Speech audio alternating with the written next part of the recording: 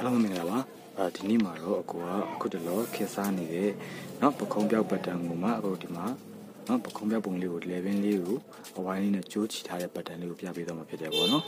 အခုကအရင်ဆုံးဒါဆိုရှင်တိုင်းစင်ဒီအခြေခံပတ်တန်ကိုဆွဲထားတယ်ပေါ့နော်အဲ့တော့ထောက်စားမယ့်နေရာလေးပြမယ်အခုကဒီမှာပခုံးတောက်ပါတယ်เนาะယူရီးယားစင်ဒီဖြစ်လို့တော့မလို့ဒီဥစ္စာကိုလည်းအခုထပ်ပေးမယ်เนาะပြီးလို့ရှိရင်ဘလောက်တောက်ထုံးလို့ဆိုလို့ရှိရင်ဒီမှာ level နဲ့နိုးထိပ်ကိုဟိုမြဲချောင်းဆွဲမယ်ဆွဲပြီးတော့မှဒီ level ရဲ့အတွင်းထဲကိုเนาะ1 cm လောက်เนาะ1 cm လောက်အမှတ်မှတ်ပြီးတော့မှအခုဒီမှာထောက်တစ်ချောင်းထိုးပေးရမယ်เนาะထိုးပေးရမယ်ပြီးလို့ရှိရင်ဟိုတောက်တွေကိုထပ်လိုက်မယ်เนาะ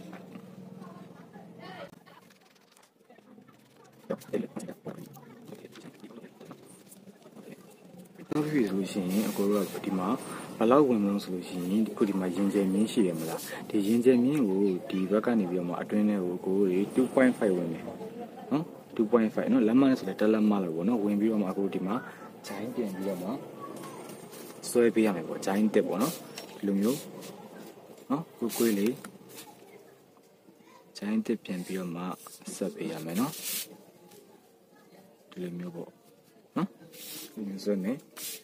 ပြီးလို့ရှိရင်ကိုယ်လေဘင်းပေါက်ကိုဘယ်လောက်ဖောက်မလို့ဆိုလို့ရှိရင်အခုဒီမြင်းကနေဒီလိုပေါ်တက်ပြန်မှတ်လိုက်နော်မှတ်လိုက်ပြီးတော့ဘေးကိုကိုယ်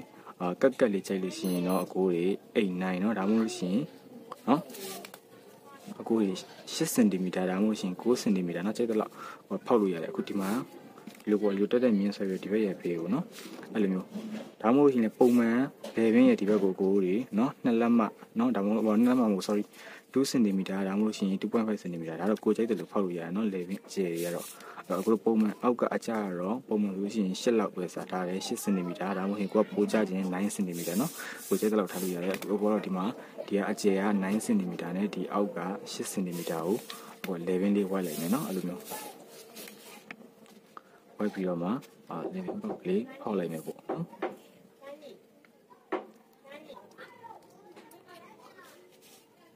အခုဒီမှာလေဘင်းဘေးကျယ်က9 cm ဟိုကြ8 cm နဲ့လေဘင်းပေါ်လေးဖောက်လိုက်ပြီးလို့ရှိရင်ဒီလေဘင်းရဲ့ဘေးကိုဘယ်လောက်ထွက်မလို့ဆိုလို့ရှိရင်1 cm လောက်ထွက်မယ်နော်လေးလေးထွက်ပြီးတော့မှအယုတ်စာနဲ့ခုနကကိုဒီဥစ္စာနဲ့ကိုပြပြလေးဒီလိုမျိုးလေးဝိုက်ပေးမယ်နော်ဒီလိုမျိုးလေးပြပြလေးပဲဝိုက်ပေးမယ်နော်တကယ်လို့ပိတ်စာမားတယ်ဘာညာဆိုလို့ရှိရင်တော့ကိုဒီတိုင်းပဲနော်ညှက်လို့ရပြီတကယ်လို့ပိတ်စာအနေနဲ့ပြော့တယ်ဆွဲတယ်ဆိုလို့ရှိရင်ကိုဒီပခုံးမြင်းရဲ့ဒီအပေါ်ကို1 cm လောက်တက်ပြီးတော့မှဒီမှာတောက်ကလေးတစ်ချောင်းထပ်ထိုးပြီးတော့ဒီနားလေးကိုထောက်လိုက်နော်အဲ့ဒါပိတ်စာပြော့နေတယ်ဆွဲတယ်ဆိုမှပဲလုပ်ပြီးနော်တကယ်လို့ပိတ်စာမားတယ်ဘာညာဆိုလို့ရှိရင်တော့ကိုဒီတိုင်းလေးပဲရတယ်နော်အဲ့ဒါဆိုလို့ရှိရင်ဒီရှည်ချမ်းကဒီတိုင်းလေးရသွားပြီအဲ့တော့အခုဘာမှခက်ရမလို့ရှိရင်ဒီနေရာနေပြီးတော့မှပေါ့နော်လာမဲ့ဒီရှေ့ချိုင်းအကျယ်ပေါ့နော်ကိုဒီနားလေးကိုမှတ်ထားခဲ့ရမယ်နော်ဥပမာဆိုလို့ရှိရင်ဒီဥစ္စာကိုဒီမှာ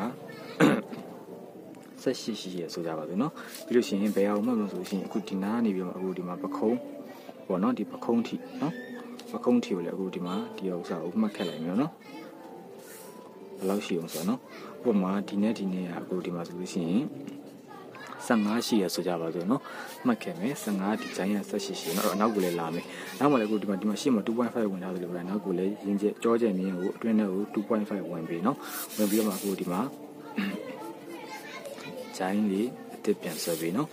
ဟုတ်ပြီအဲ့ဒါပြီးလို့ရှိရင်ကိုဒီမှာနောက်ကိုကြောမဟောင်းလို့ဒီရရဲ့အတွင်းထဲကိုဘယ်လောက်ဝင်မလို့ဆိုလို့ရှိရင်1 cm ဝင်မယ်နော်1 cm ဝင်မယ်ပြီးလို့ရှိရင်ဒီအောက်ကိုခါ 1.5 cm ခါစားပေးမယ်နော်ခါစားပြီးတော့မှဒီလိုမျိုးဆောင်းလေးဆက်လိုက်မယ်နော်ဒီဘောက1စားမယ်ဒီရောက်က 1.5 ပေါ့နော်ဒီလိုစားပြီးတော့မှ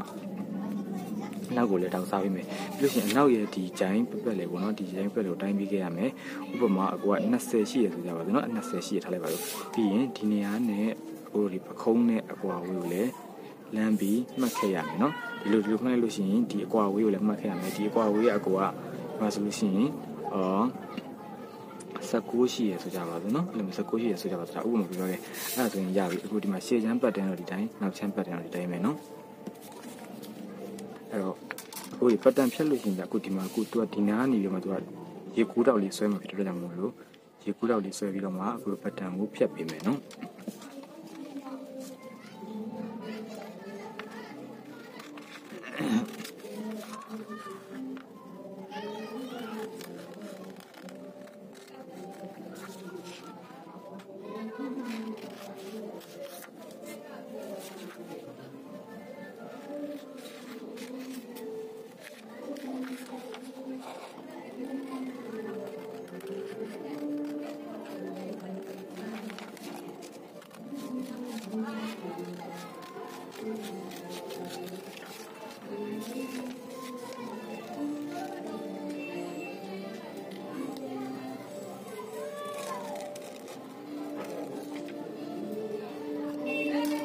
ကြာပြီနော်အခုကိုဒီမှာဆိုရှင်ဒါ F1 ဒါ F2 ဆိုပြီးဖြစ်သွားတယ်နော်ကိုဒီမှာတော့ရေကူးတော့ဘာလို့ကြောင့်မလို့ရေကူးတော့ကနေပြီးမှဖြတ်ပေးမယ်ဒီနေရာမှာတစ်ခုပြောချင်တာကကိုနှစ်ထပ်ချုပ်တယ်ဆိုတော့ဒီရှေ့ကပြဿနာမရှိဘူးနော်တကယ်လို့နှစ်ထပ်ချုပ်တာမဟုတ်ဘူးဆိုရှင် line နဲ့ယူလို့ရှိရင်ကိုဒီမှာပေါ့ဒီ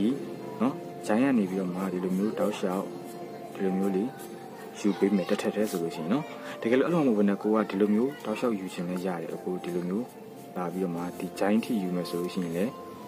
ရတယ်နော်ကိုအဆင်ပြေတယ်လို့ယူပေးဒီလိုယူရတော့ပိုကောင်းတာပေါ့နော်အဲ့ဒါဆိုလို့ရှိရင်အခုကဒီမှာဟိုဒီရှေ့ချမ်းချုပ်ပြီးဆိုလို့ရှိရင်ဒီမှာလက်တွဲမယ်တွဲပြီးလို့ရှိရင်ဒီကွက်စာနဲ့ပြန်ငုံချုပ်လိုက်ရုံနဲ့ဒီဘောကနေတောက်လျှောက်ဒီလိုမျိုးချုပ်မှာနော်ဒီမှာကျိုးထည့်မယ်ကျိုးထည့်ပြီးမှလဲရင်းနဲ့တောက်လျှောက်ဘက်တွေချုပ်ရတယ်နော်ဒီမှာထွက်မဲ့ကျိုးလေးရဘယ်တော့ဆိုရင်ကျိုးရှည်ရအခုဒီမှာနော်ကျိုးရှည်ရ40 45စင်တီမီတာကျိုးလေးထည့်လို့ရရနော်ထည့်လိုက်ပြီးမှဒါတော့ကိုကြိုက်တဲ့လောက်ပေါ့နော်ဒီလောက်ကတော့ပုံမှန်ပဲ40 45ထည့်လို့ရတယ်ရှေ့ချမ်းကအခုတွေဒီတိုင်းပဲရပြီအဲ့တော့လက်လောက်တာပြောပြမယ်လက်ကကြတော့အခုပုံမှန်လက်ပတ်တန်တိုင်းပဲเนาะပုံမှန်လက်ပတ်တန်ကအခုတွေကအခုံးပြောက်ဖြစ်တဲ့ကြောင့်မို့လို့အပေါ်ကိုဖောင်းကျင်တော့အခုတွေ5 cm ဒါမှမဟုတ်2လက်မှတက်ပြီးတော့မှဒီမှာပြပြလေးဝိုက်ချလိုက်မယ်เนาะ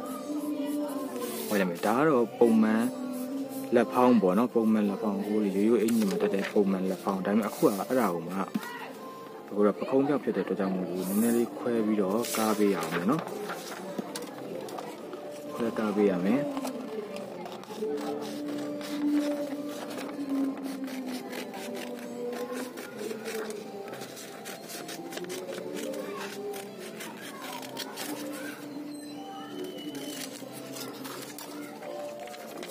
သူကတော့အပေါ်ဖောင်းအောက်ဖောင်းပြတာเนาะအခုဒီမှာတော့အပေါ်ဖောင်းတာလည်းပြပြလိုက်မယ်เนาะအောက်ဖောင်းရင်လည်းဟိုချုပ်နေကြတယ်ဆိုသိပါတယ်အခုအောက်ကိုခွဲပြီးကားလိုက်ရုံနဲ့เนาะအခုတော့အပေါ်ပဲကိုပြပြလိုက်မယ်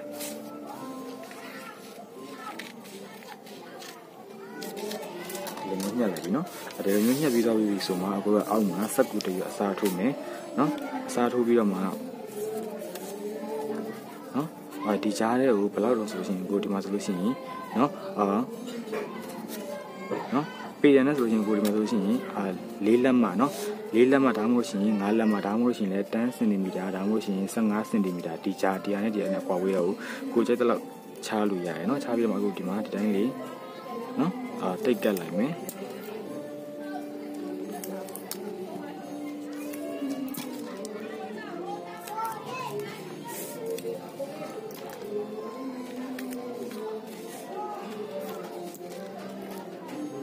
မျိုးလေးတိတ်ကက်လိုက်မယ်နော်တိတ်ကက်ပြီး sorry ကိုကမညီဘူးဖြစ်နေတယ်အဲ့တော့ညီအောင်တော့လုပ်ပြီနော်ဒီလိုမျိုးလေးဆက်လိုက်တော့မယ်နော်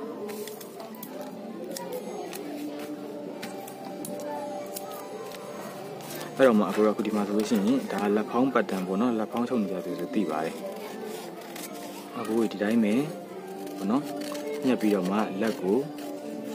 ယူပေးမယ်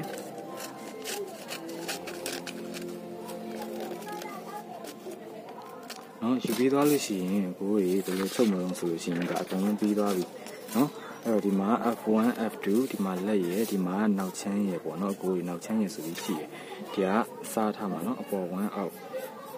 1.5 ဆိုပြီးเนาะအဲ့တော့ကိုချုပ်လို့ရှိရင်နောက်ချမ်းမှာတော့ပုံမှန်တိုင်းပဲ lining ကိုဒီလိုမျိုးပဲ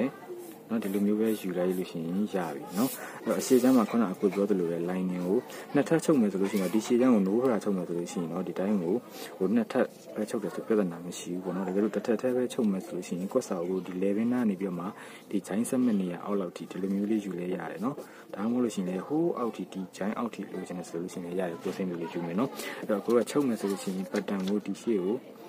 နှစ်ချမ်းညှက်လိုက်မယ်ဒီနားလေးကနေပြီးတော့ပေါ့เนาะ ညှက်လိုက်ပြီးတော့မှအခုတို့ခုဒီမှာဆိုရင်ဒီရှေ့ချမ်းတောင်းတစ်ခုကိုတွဲမယ်နော်ဒီဘက်မှာလည်းတွဲမယ်တွဲပြီးပြီဆိုလို့ရှိရင်အခုဒီမှာလည်းတောက်တွေချုပ်မယ်နော်ပြီးလို့ရှိရင်နော်ဒီမှာကွက်စာလန်ထားတယ်ဒီမှာတော့ကွက်စာလန်ပြီးတော့မှလက်တွဲလဲရတယ်ဒီရှိမှာကျတော့အခုတော့ဒီမှာဆိုလို့ရှိရင်နော်ဒီလိုတွဲရပိုကောင်းဆိုလို့ရှိရင်ဒီမှာဆိုလို့ရှိရင်ခုနဒီမှာဂျိုင်းကွာဝေးရ18စင်တီမီတာရှိမလားအဲ့ဒါဆိုရှင်ဒီကနေပြီးတော့မှလေဒီကိုလည်း18စင်တီမီတာအမှတ်မယ်နော်အဲ့ဒီဥစ္စာကဒီဂျိုင်းနဲ့နော်ဂျိုင်းနဲ့လက်နဲ့တွဲမယ်ဒီနောက်မှာလည်းအခုဒီအကွာဝေးအခုလည်း20ရှိရဆိုလို့ရှိရင်ဒီကနေဒီ20လောက်ကိုမှတ်ထားပြီးတော့မှဒီဥစ္စာကတွဲမယ်အဲ့အခုပေါ်မှာပိုနေတဲ့တန်ဖိုးကြီးနော်ဒီပိုနေတဲ့တန်ဖိုးကြီးဘယ်လောက်တွက်မလို့ဆိုလို့ရှိရင်ခုနကတော့